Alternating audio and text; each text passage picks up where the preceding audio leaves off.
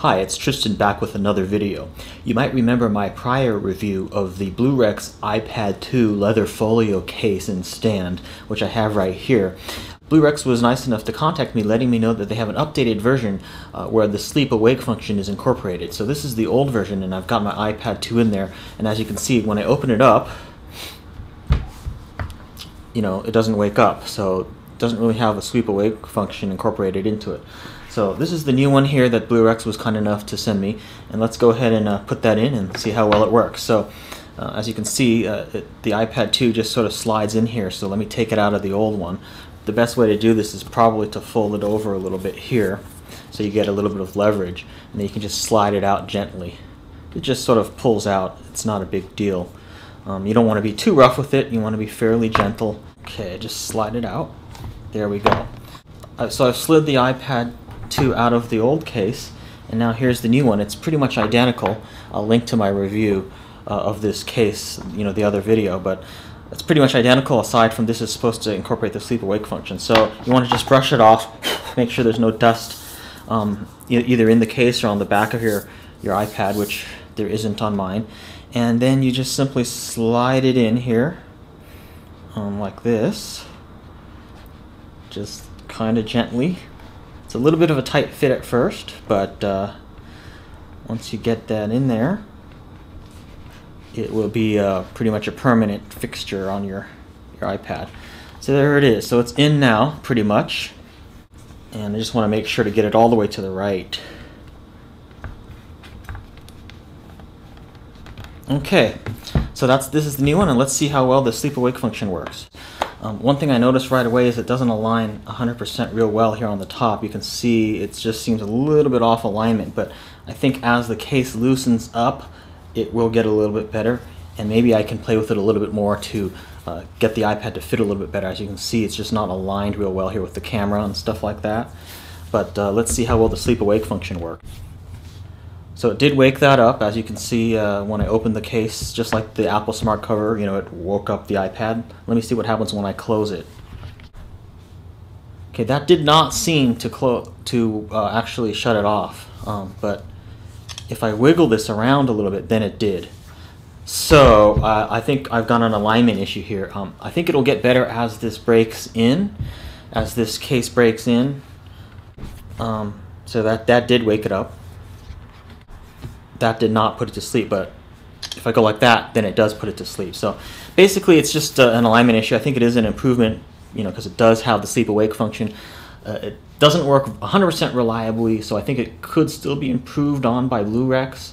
However, after this case breaks in a little bit, I think that it'll start working better. And as I mentioned, maybe I don't have it quite aligned 100%. I think the tolerances or whatever on this, the fit on this case is just not 100% there yet. But as this mechanism here on the spine, wears in a little bit better, I think this case will then perform better. So, just wanted to do this updated video because Blurex was kind enough to contact me about it and send me an updated case. Of course, this new version still has all of the same functions in terms of the angles, for the viewing angles and stuff like that. And you can also fold it back like this and have a very good typing angle, just in my original video. So, one other thing I wanted to mention about this case is if you'll notice on the back, the cutout for the camera is not aligned properly on this new version. That wasn't an issue with the prior version. The cutout for the camera was fine, but as you can see, it's not quite aligned properly, so that's a little bit ugly.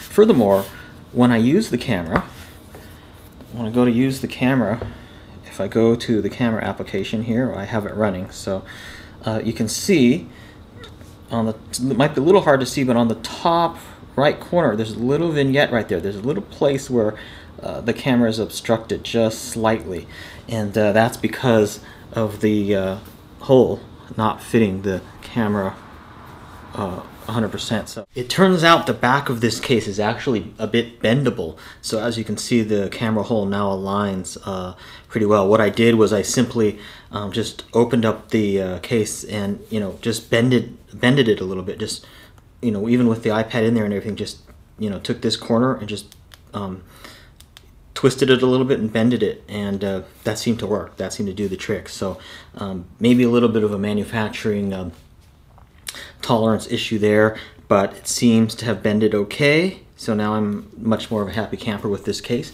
And again, let's try the sleep awake function to see if it works. As you can see, it sure does. Close it again. One thing I think you should be aware of with this case is when you first get it and install it, the alignment might be a little bit off. So just be sure to, you know, align it right. And once you have it all put in there and stuff, you can actually bend the case a little bit. Like I noticed the front cover on mine was a little bit low, but I just sort of bent it up. And, you know, some of this will also be remedied as the case breaks in. I think it'll get better. It's just very stiff when you first get it. So the same thing goes for the back, as I just showed you as well. You can just bend the stuff and then it'll align better. So after I got everything bent, as you can see now, the front cover doesn't rest low or anything. After I did that, it works quite reliably. The sleep awake function now works quite well. As you can see, that woke it up, and when I shut it, it goes to sleep. So it's working quite reliably now, and you know, I'm pretty happy with it. It's a little stiff at first, just be aware of that. You know, this case will have to break in a little bit, but it should only take a couple of days or something for that to happen. I want to reiterate that this is one of the best cases that I have found for the iPad 2 to date for the price. I really do like it. The fit and finish is quite nice. I believe that it's real leather, and it certainly feels like it. And the slimness of it is quite nice as well. It doesn't add a lot of bulk to your iPad 2. It is a little bit heavy and adds a little bit of, you know, weight to it, but not really that much, especially in comparison to other cases that I've tried. And you know, now that I've played around with this case for a while and everything seems to be aligned pretty well, you know, I can recommend it, and the sleep awake function is working quite reliably. As you can see, it did turn on there again. And again, some of the features of this case that are really nice is the different stands that you have. You can have many different viewing angles for watching movies or you know, slideshows or just browsing the web. It works quite well for if you're just lying on your couch or even lying in bed and stuff like that. Furthermore, the fact that this front cover has this bend is really nice because it can turn into a typing stand or a good typing angle by just doing that.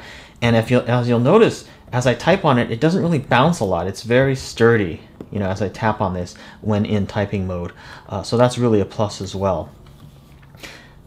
The fit and finish of this is quite nice. I do have to say that some of the aspects of it in terms of the build quality aren't that nice. It did turn off there again, by the way. As you can see, as I mentioned earlier, some of the tolerances about it aren't that nice. And as you can see, maybe right here, there's a little bit of an imperfection in the leather here and stuff like that. So it, you know, it is fairly cheaply made, and I can tell that it is. However, you know, for the price and the form factor of this case, I do recommend it, and I do like it. It's the case that I'm using on my iPad 2 right now. So thanks for watching, and I'll see you in my next video.